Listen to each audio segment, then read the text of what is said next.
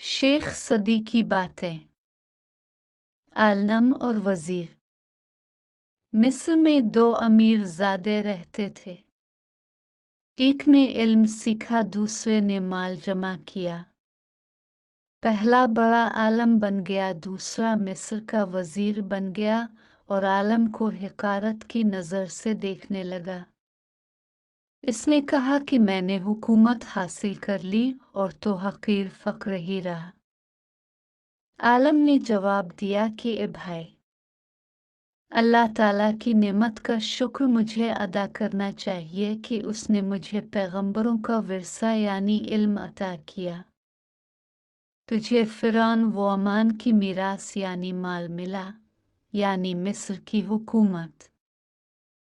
सखावत और बहादुरी। एक हकीम से किसी ने पूछा कि सखावत और बहादुरी में कौन सी चीज़ बेहतर है। इस हकीम ने जवाब दिया, जिसमें सखावत है इसको बहादुर की ज़रूरत नहीं है। बहराम गोर की कब्र पर लिखा हुआ है कि सखावत का हाथ ताकतवर बाजू से बेहतर है। हातिम ताई नहीं रहा, लेकिन इसका नाम हमेशा नेकी में मशहूर रहेगा। माल की ज़कात निकालता रहे, क्योंकि माली अंगूर के बेकार शाखें काट फेंकता है तो अंगूर ज़्यादा आता है।